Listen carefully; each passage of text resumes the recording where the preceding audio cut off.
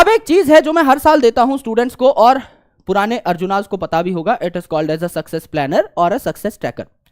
कई स्टूडेंट बोलते हैं सर डिमोटिवेट हो रहा हूं, कॉन्फिडेंस नहीं आ रहा, क्या मेरा सिलेक्शन हो पाएगा नहीं हो पाएगा। भाई हमसे पूछने की जरूरत नहीं है, आप खुद पता लगा सकते हो आपका सिलेक्शन होगा या नहीं वाया दिस सक्सेस प्लानर। मैंने जितने भी एग्जाम दिए हैं उन सबके लिए सक्सेस प्लानर डिजाइन किया है।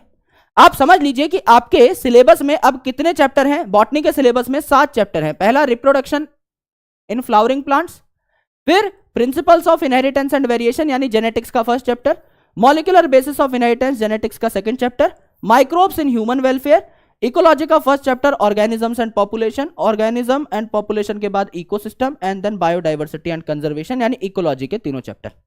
करेक्ट है।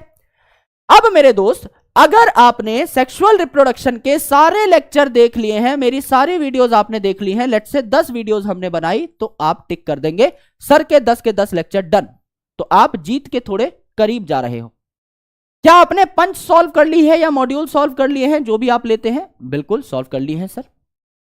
क्या आपने पीवाईक्यू सॉल्व कर लिए हैं? कहां से कहां तक के? आराम से देखेगा, 2013 से पीछे मुड़ के मत देखेगा, है ना।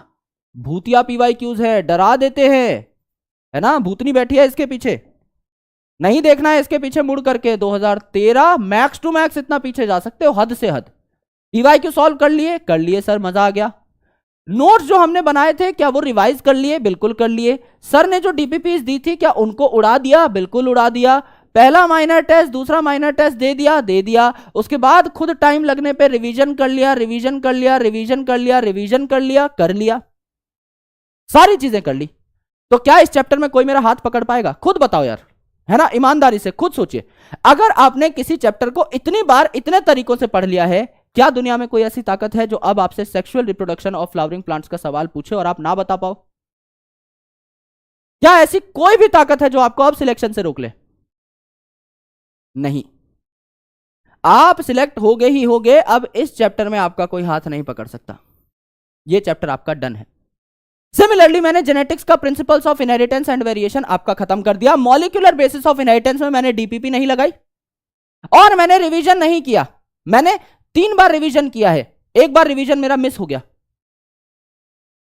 तो क्या इसमें मेरा सिलेक्शन होगा? थोड़े से कम चांसेस है मेरे दोस्त। मुझे डीपीपी सॉल्व कर लेनी चाहिए एक बार अपना डर खत्म करने के लिए, और रिवीजन को एक और बार कर लेना चाहिए, तो मजा आ जाएगा, तो सिलेक्शन के चांसेस हो जाएंगे, है ना। मैंने नोट्स रिवाइज नहीं करे इकोलॉजी के, बहुत गंदी बात है भाई, बहुत गलत बात है।